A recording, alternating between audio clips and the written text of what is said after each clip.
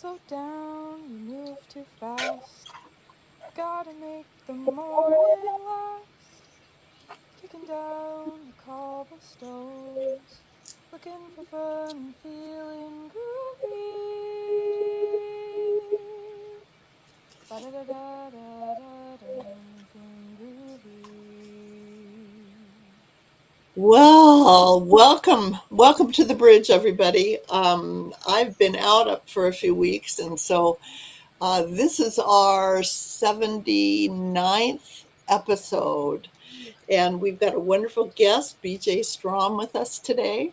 Is that how I say it, Strom? Or is it Stromme? Strummy. Strom. Okay, good. All right. And she has some wonderful things to share with us. She's in kind of the positive hope business, and I'm excited to hear all about it. But first, Sandy, have you got a quote for us? Yes, I do. Our quote today is from Franklin D. Roosevelt. The only thing we have to fear is fear itself. Don't let fear stop you. Go beyond that fear and try new things. Be involved with life. All right, awesome. So, BJ, Cynthia Shelton brought us to you and told us that you were a perfect person to have meet us on the bridge. And so I'm going to let you sort of introduce yourself, and then we'll go from there to explore more about who you are and what you do. All right. Well, first of all, thank you so much for inviting me. This is fun. I just love getting to know new people, love sharing my expertise and yours with others. Yeah. So my name is BJ Stromme. I've been an entrepreneur for over 48 years, building two different businesses. I am a confidence and mindset coach, and I specialize in communication through a program that's my own called Are You My Flock? Because birds of a feather flock together. Oh, I like that. Good. That's great. So you've been an entrepreneur for many, many years, and you built this as a kind of a curriculum, or how do you run through your program? Well, Are You My Flock really is a personality profiling made fun and easy. So just to make it really simple for us and for anyone who's, listening or watching, if we were all together in a room, we went to a networking event, and Sue, maybe you and I were over by the door, and I said, "Hey, Sue, you see that lady over there in the corner? She's a dove. What would you think?" A dove. Well, I would think that she has the appearance of being soft and welcoming, and yeah, that's the first thing that comes to my mind. Perfect. So you wouldn't approach her in a bold, aggressive way, would you? Probably not. Right. And Sandy, if you and I walked in and I took you over across the room and I said, "Hey, Sandy, I want you to meet my friend Linda. She's a songbird. She's so much fun." What would you think? Well, I would think she was sanguine or kind of a party girl, that she likes to be in the middle of it and kind of stir things up. Okay. So you wouldn't approach her like super quiet and reserved, right? No. That's what this program does. And so it's something that I put together with my daughter and my son because I've been in the business of people for 40 some years, building a client base of 3,000 and a team base of over 200. And so I really had to learn, how do I understand who I'm talking with? I How do like we Yeah, and how do we speak their language, right? Yeah, Well, it absolutely. seems easier than some of the personality tests because with a songbird, you can kind of relate to that. I think easier than that they're an EI or whatever the personality tests are. It Yep. seems to be a lot more user friendly for people. Right. I always joke. I said, if we walked into a room and I introduced myself and said, "Hi, my name is BJ. I'm an INTJ." Yeah, right. Right. People go, Right. "Oh, that's nice. Nice to meet you, INTJ." So yeah, it's true. The personality profiling tests out there are helpful because the whole idea, our brains are looking for connections, solutions. So Yeah. when we meet somebody, your brain is automatically going, okay, who are they? What's important to them? How do I talk to them? How can I reach them? Because each person we meet wants to be heard, seen, valued, respected. Yeah. And when we understand who they are, kind of how they think, it's easier for us to learn how to move in or kind of mirror authentically, compassionately their language. And Yeah. all of the other personality profiling out there, it's great. It teaches you some, and we can't put people in a box. However, if we can't teach it to somebody, we're not using it. Right. Oh, Right. right. So I love. this is, yeah, super easy. I tease people, tell them it's a 45-minute read. It's super easy to use, and it really makes a difference. My clients make more money because they understand who they're speaking with. Their family relationships are better, Right. right? Right. Because they suddenly understand, oh, my kid's not really like me. Yeah. Oh, that's why my partner does what he Yeah. does or she does. So anyway, that's part of what I work with my clients on. I work with mindset. I work with confidence. I help them, figure Yeah. out who they are, what they bring to the table, and then I help them with that communication Mhm. That's tip all. and technique. Well, one Well, of the things that you said was that you are a person of hope and being positive, and boy, this world needs as much of that, BJ, as they can get. Yep. well, and what I'm sensing too is with the identifiers, the birds that you talk about, it gives me an entry point. It gives me a way to approach them. And then I might find out more. They might have some other traits too. But I love that because, in my mind, I'm going to approach them a certain way and then I'd be curious about how they are. And then Right. we can both be seen and heard, not just one person with their agenda. No, I love it. I love Yep. it. Absolutely right. So, talk to me a little bit about how this personality profile works when people are maybe already in conflict with somebody. So, I don't know if Yeah. somebody's a crow, or I don't know what your Yeah. traits are, but Yeah. how do you approach conflict with somebody? Well, when you, first of all, learn the personality traits of each of those four flocks. And almost every personality profiling out there breaks people into basic four steps or four flocks or Sure. groups. And then there's much more in depth that you can take from that. But the four flocks I used, and I put this together with my daughter because we're both bird watchers. She got me started. And I realized that these particular birds, their characteristics were similar to the Okay. same ones that we have as humans. So raptors are our eagles, hawks, vultures, right? Top of the food chain in the bird world, right? Leaders, So leaders, leaders, powerful. Right. prudent. Next one down would be the herons, great blue herons or egrets. So they're a little quieter, slow, take their time. They're your analyticals, right? Next, you Mhm. got your songbirds. They're your social butterflies. And you have your doves, which are your supportive, your loyal, supportive flock. So, first, we need to learn what are the characteristics of these four flocks so that I can recognize who I'm talking with. And I can learn to let go of some things that really aren't about me. Because typically, your raptors, your more dominant, forceful for some people or aggressive, powerful flock, they can tend to run over people. They don't mean to, but Sure. they're bold, they're to the point, they're maybe sharp. Mhm. And so maybe a dove is going to feel Yeah. bitten, right? A songbird's going to feel like their wings were clipped. Yeah. So when you have a full understanding of how each of these personalities think and Mhm. how they make decisions, how they're going to talk, then it's easier for you to let some things roll off. The Mhm. other thing is it helps you know how to speak with them. So Sure. if you are in conflict with another flock, first you kind of step back and go, okay, I talk to people about what's called the 3 R's. When something happens, for instance, if I were to say, oh, Sue, I really like your shoes, but I would never wear them. Instantly we feel that like, what? Right? And then we go, well, what's wrong with my shoes? And then we go, well, your shoes are kind of ugly too. Right? It's called the 3 R's: resist, resent, revenge. Okay. And it happens in a microsecond to Yeah. all of us. I help my clients and any of you listening to take that and put it into a different frame. Okay. Rest, which means take a deep breath. We know that calms the mind. Review, take a minute to go, let me think. And then either choose to respond or release. And Mm, that's where working with conflict sure. comes in. Mhm. If something comes at you or something happens or you find yourself in a circumstance where you have that reaction, those 3 R's, ask yourself, is this something I need to respond to?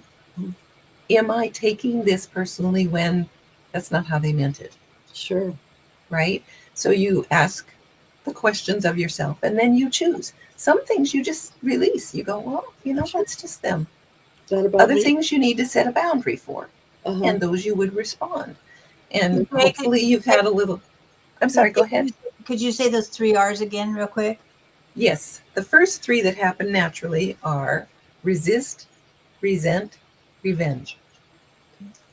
The way that you want to reframe it is rest, review, and respond or release. You have choices. You Mhm. don't have to let your circumstances or your emotions Sure. cause you to react. Yeah. Sure. So Is yeah, that helpful? yeah, absolutely. I need to um, let think about what was said and decide which one I'm going to do. And then I need to rest. So, how do I want to respond? So, I'm taking it from my amygdala up to my prefrontal cortex, where there's some room to think and Yeah. process and Very, decide, who am I talking to? Am I talking to yes. my boss, or am I talking to a peer?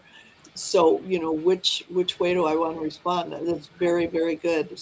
You know, the personality tests that I've used, and I've used that Myers-Briggs, and I usually Sure. use it in a classroom setting, and we take a real quick and dirty one.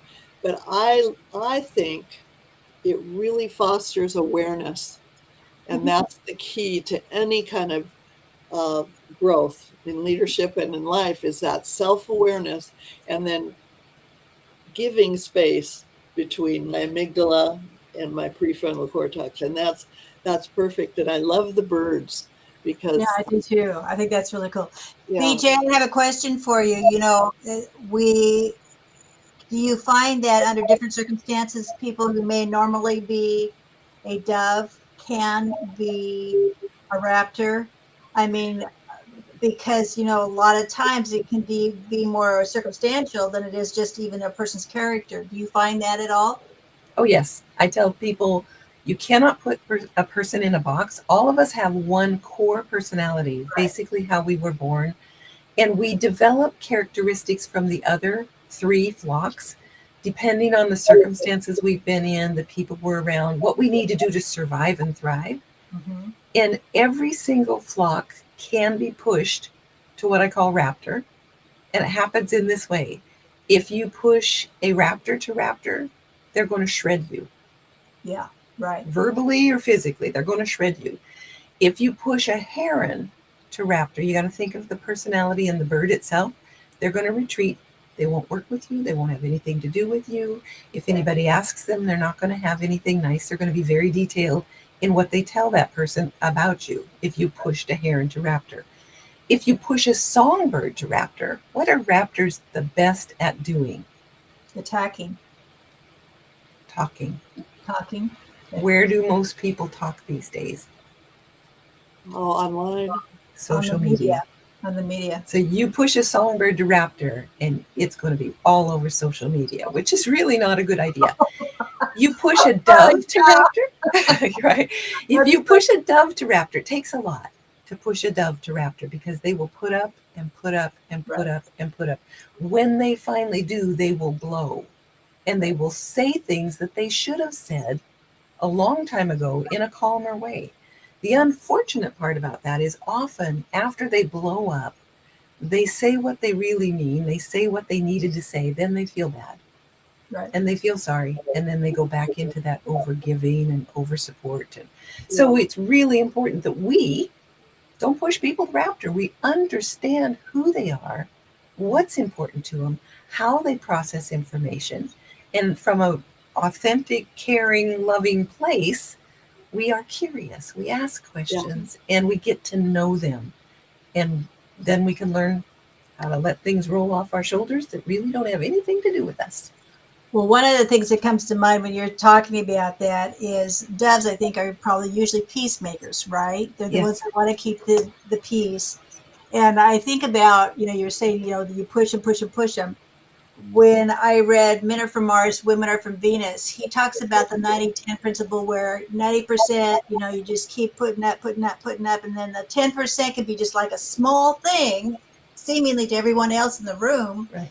But it's been that buildup of not, like you said, communicating what you needed, saying what you needed to say. And so then that 10% could seem like, wow, Yeah. why did she blow up? Well, it's because the dove was holding on to it for Yes. 90% of the time until she finally said, I can't take it anymore. Exactly. That's absolutely true from what I've seen. Yeah. Right. What I'm kind of two minds, not of two minds, but I have two ideas here. Number one, this work really pushes me individually not only to be self-aware, but to be other aware. Right. And so it really is a huge part of what we call emotional intelligence. Yes. And it takes practice and it takes examples to walk through that and then be aware of who I am and where my trigger points are. Right. That's Yes. really, really important. And I love the metaphor of the birds. It really I is a do good too. one. I love that. That's an easier thing to remember. Yep. Yeah. Well, and there's an online quiz, and of course, I have a book and I have a course. So, I Okay. mean, for those that say, I really want to understand people, I want to make connections where people say, well, yes, tell me more. What is that about? Right. My program is very similar to most programs in that the goal is that we learn how to speak the other languages and how to get around our own triggers. Sure. Now, will you email me all then maybe it's just your website and I think I have it, but if you can email it to me, I'll make sure that I put it in the notes Yeah. because people Absolutely. would be interested in doing that. But it's so good. How young might I introduce kids to this? Oh I my mean, gosh, this is a fabulous program for, I would say, probably middle school, okay. like fourth, fifth, sixth graders. They can do this. The biggest thing that we need to help any of the young people with is not putting people in a box. Mhm, They're going to find it easier when they're working with their peers, their schoolmates, mhm. to put those kids in a box because they haven't adapted all of the extra, Right. characteristics. They Right. are pretty much their core for the Uh-huh. most part. But it will help them understand and it helps the teachers understand. If they've got a songbird, they want to label them all as ADHD. They're just a songbird. Right. Yeah. Songbirds don't sit still, No. and so there's so many benefits to teaching young people this, and especially as they grow, if they really stay kind of connected to it, they'll understand their teachers better. Yeah. They'll understand their parents better. They'll understand each other. They'll be able to get jobs easier because they'll understand how to interview. Yeah. They'll there's Sure. just so much value in that self-knowledge and that awareness of other people. It would be great. I could picture a eighth grade class where the teacher introduces this, but the teacher also then includes who they are, and they can talk about their buttons, their Oh buttons, yeah. you Yeah, know, yeah, I've done this for schoolroom classes. I've done this for love it. teachers. I just Yeah, take it in as a trainer, and sure. that's what I do. I And I love it. remember taking the Myers-Briggs, and I would put my students in like groups, people that are like them. And then I'd ask them, So what is the thing that irritates you the most about your classmates or whatever? And if they can kind of walk through that and then untangle it rather than just reacting, and I'm sure you do Yep. that with this. And I Triggers. just see some great visuals too with the birds. Right. Yeah. Yeah. It's fun. I've got some cartoon characters that are Oh, just that's really awesome. cute to work with. Awesome. Yeah. Well, BJ, one of the things that I think probably you do too, what I sense from what you're talking about is that just being able to know the different personalities of the people or characteristics of the people, in that, I bet you help point out what the commonalities are among all of the birds. You know, Tell me what you mean, Sandy. commonalities. Okay, so we all fly. We all have to find our food. We all have to. I guess one of the things that concerns me about what I see in our society right now is there's a big push for showing the differences and picking out the differences. And I think it's important to know the unique qualities of every person. However, again, you can come around and look at we still all need the same things and be able to find that commonality so that kids don't feel like they're estranged from people that okay, so I may be different and this may be something that is special about my personality or character, but yeah, this is what I can find in common with you. You know, the songbird can be have some commonality with the raptor or what, you know, I mean, all of the I think I bet you that that's part of the conversation you have with your students. Connection. Everybody's looking Yeah, for right, connection. right. Every human being is looking for connection. That's part of the training because it helps you go, oh, I see, and you'll find things that you can relate to. So Right. yes, it just Yeah, naturally that happens. that's what I'm talking about. Yeah, Yes. And finding what that we can all connect on. And Mhm. when you were talking, Sandy, what jumped in my head was Maslow's hierarchy of needs. You know, we all need to feel safe. We Mhm. all need to have a community. So that's our flock together. You know, we Right. have people that are like us. And then of course you have some, I don't know what the statistics are, but with the four different types, is there one that isn't as common? Is there a more common one than others? How does it relate numbers wise? You know, that's an interesting question. And I think the only reason I can't give you Oh, statistics is because of who is attracted to the quiz. sure. You know, and it's interesting because I find there's quite a variety, but the one flock that doesn't tend to engage in that much is the raptors. And if Okay. you think about it, it's because they're kind of have this natural sense of confidence. Mhm. And already, I'm a leader. I don't want to look, I don't want to look weak. I don't need help. Right. So I Right. don't have a lot of statistics with, I have quite a few. Obviously, I have everything, but Well, the only statistics reason would have to say. the reason I asked that is I'm thinking, would there be a group that would not feel like there were that many people like them? You know what I mean? And I don't know that raptors would be that, but I mean, you know, so then if I need a flock, I don't have too many people to choose from that are like me. No, And then there's it's fine. a Okay, ton of every one of them. a ton of Okay. it. Okay. Yep. Okay. Yep. And whether or not they're willing to share with others is, I guess, their own problem. Well, and the two flocks, and this is probably a real key for you. Just as you ask that question, that tells me a lot about who you are anyway. The two flocks that would feel that way would typically be the herons and the doves Okay. Okay. because they're more reserved. Yeah. Hmm. They're a little bit more private. So they're Sure. naturally going to have that sense of maybe I'm kind of alone.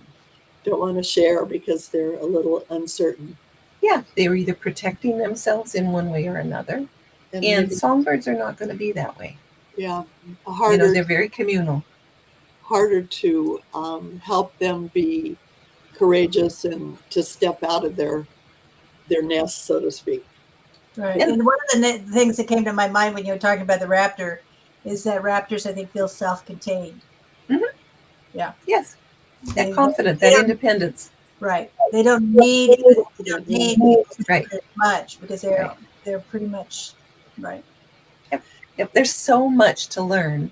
And I think the thing that's different about this, and this is just one program, but this is a foundational piece of helping someone gain their confidence, know how to speak to others in a way that the others say, really tell me more, deal with their own mindset around triggers and who they are. Mhm. And I help them know how to just even watch someone, listen to someone, and know who they're talking with and how to move into a relationship or a communication that helps that person feel heard, seen, respected, valued in a way that's not fakey.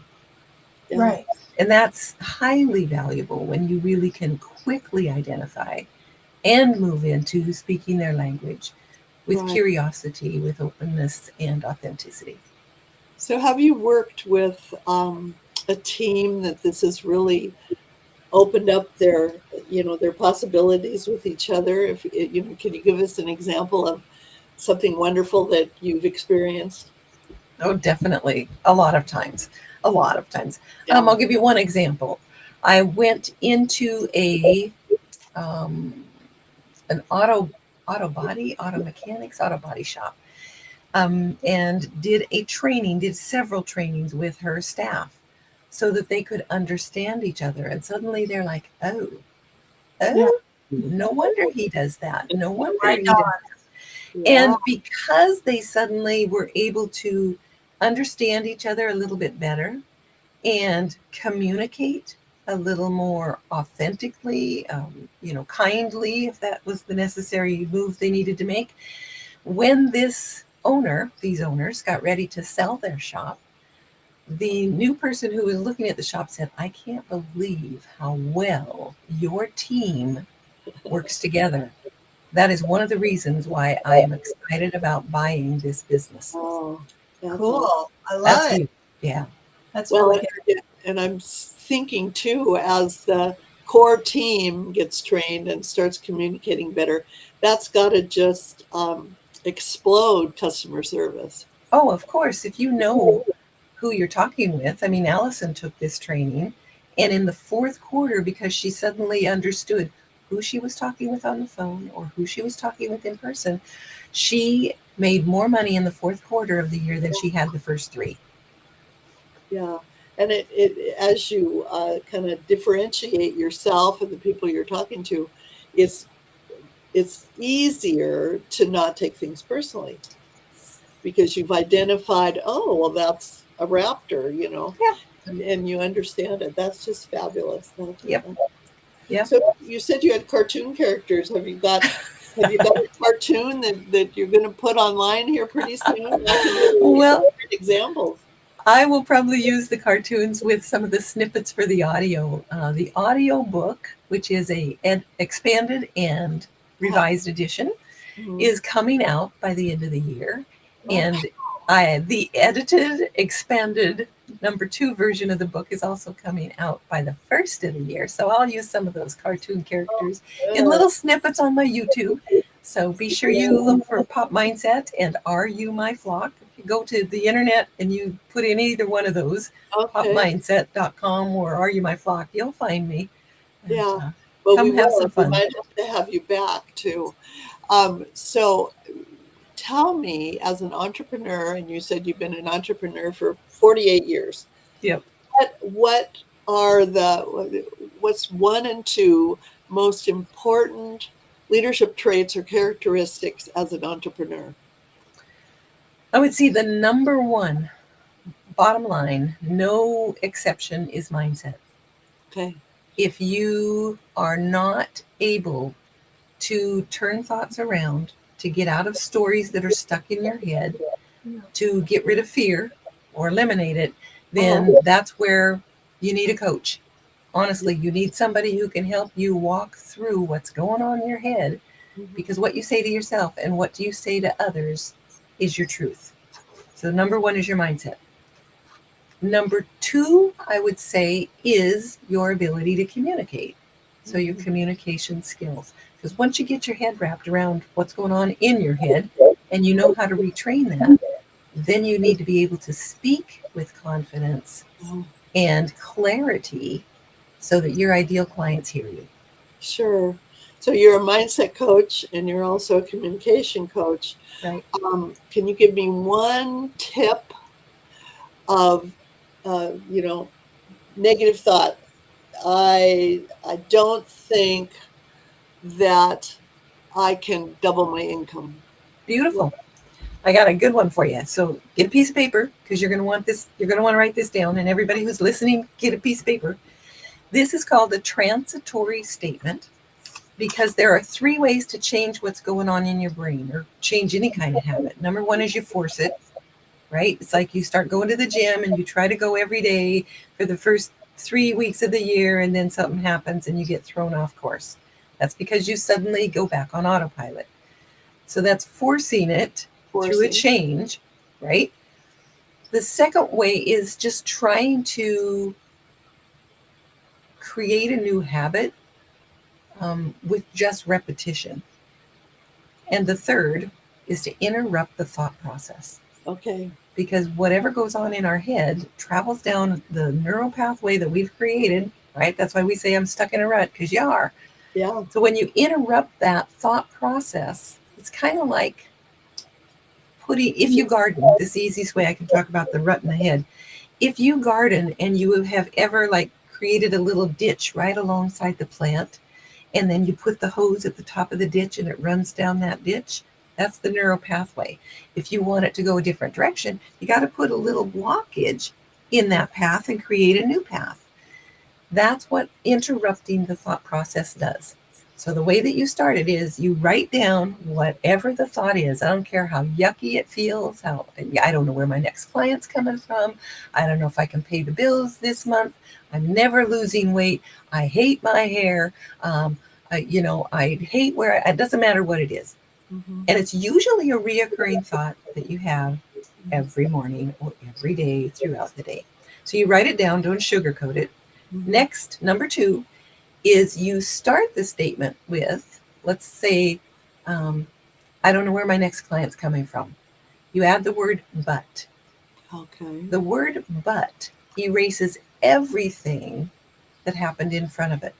Okay. That's why if I say to you, I really like your shoes, but I'd never wear them, all you hear is, I'd never wear them. And you're like, why? What's wrong with my shoes? So that's your magic word. When we know that's the way the brain works, use it to your advantage. Okay. Number 3 is you end it with a statement that is 50% believable, in the present tense, and positive. Yeah. So it would be, I don't know where my next client's coming from, but today, right now, I'm open to my ideal client coming my way. Okay. I love that.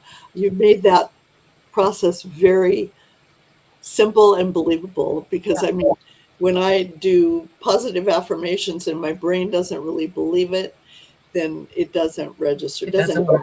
No, it doesn't. I love that.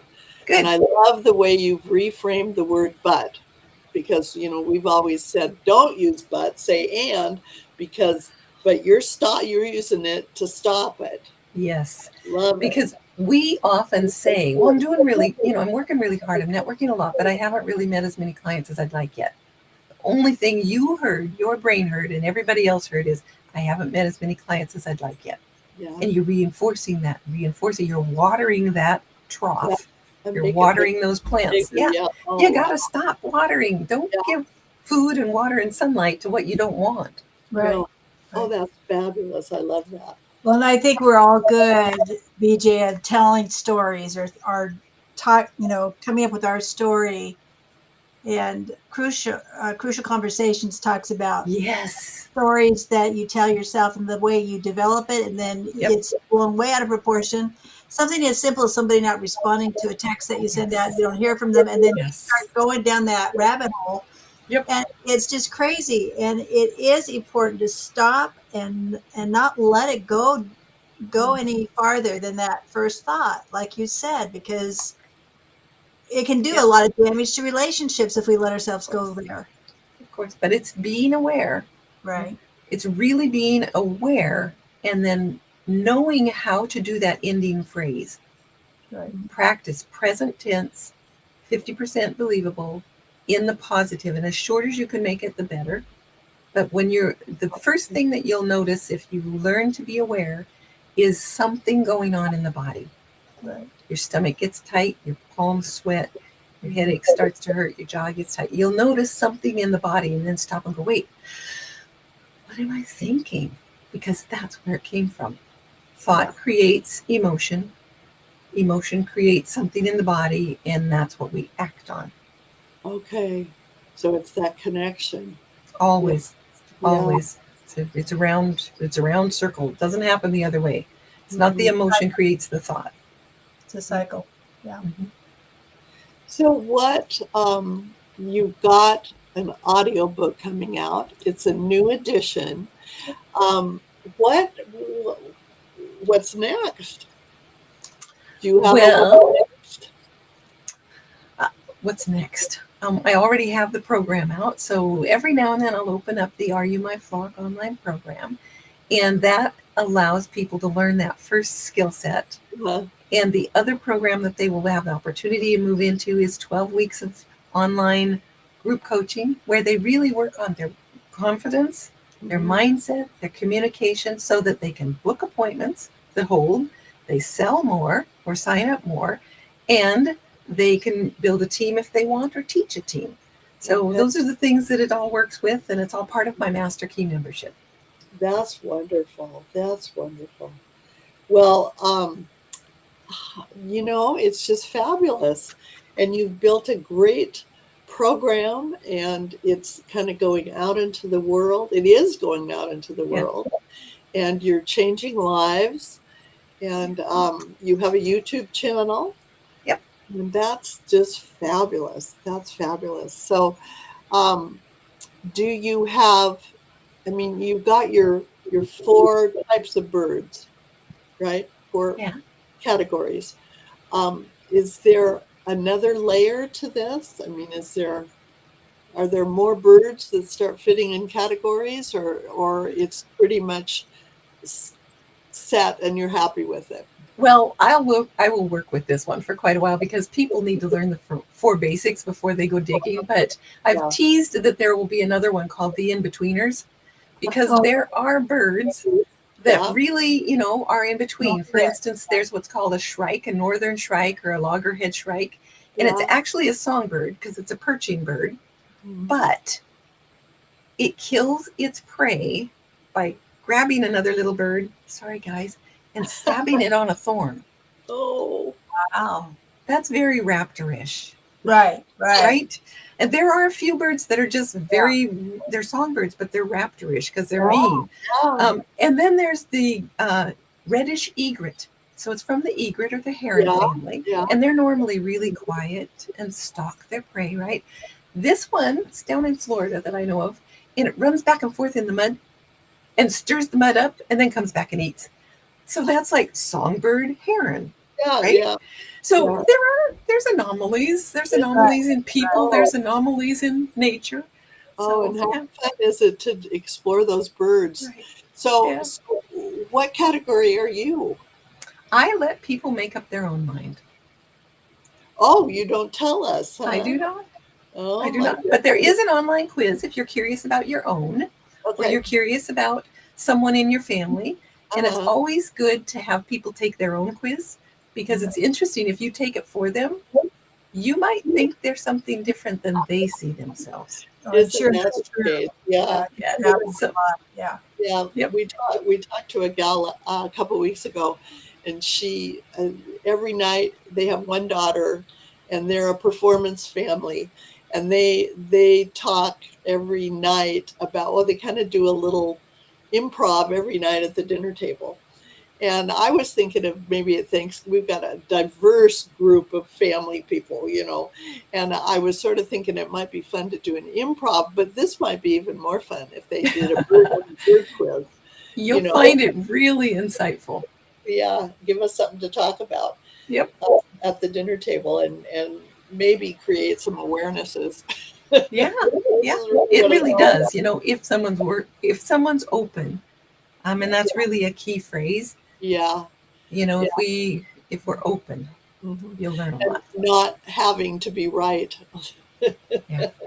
Yeah. That stops a lot of people is the fact Yep. that, but like you were talking about, people want to be seen and heard. Yeah. And if we really are present with people and we see them and hear them, that takes away their need to be right, Yeah. Well, because yeah, we always have to ask ourselves, yeah, it means what's the most important outcome from this interaction? And yeah, the book that you mentioned, Sandy, Crucial Conversations, fabulous book. Nonviolent Communication, another fabulous book on really helping us step back and go, wait, Right. what's the what's the outcome that I would desire here, and can I find a way to express that yeah. respectfully? We've Well, talked before about active listening, and the fact is that people will keep repeating themselves. I've done that with my husband. I will come back at it another way. If I don't know, if I'm not satisfied that you understood what I was saying. And so that active listening thing part that you're talking about is very important, because we'll reroute that conversation till we know somebody gets it.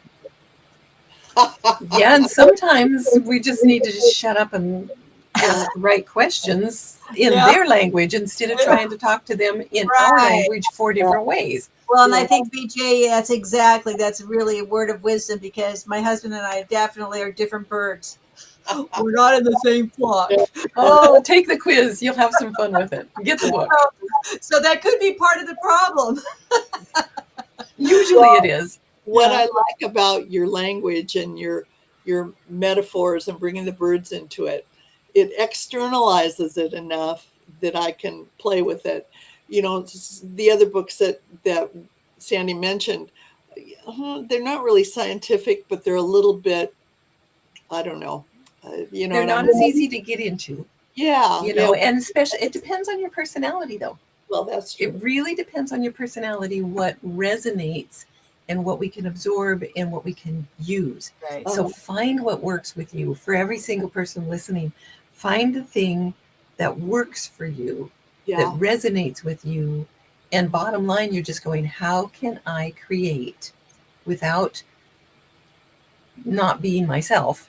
How can I authentically create right, relationships that feel good for Right. both parties? right. Right. Bottom line. Absolutely. Oh, that's awesome. So, BJ, as we move towards closing, we always ask the question, what's one takeaway from our conversation today? So, what's a takeaway for you today? We're all human. We're all doing our best with what we have at the time we have it.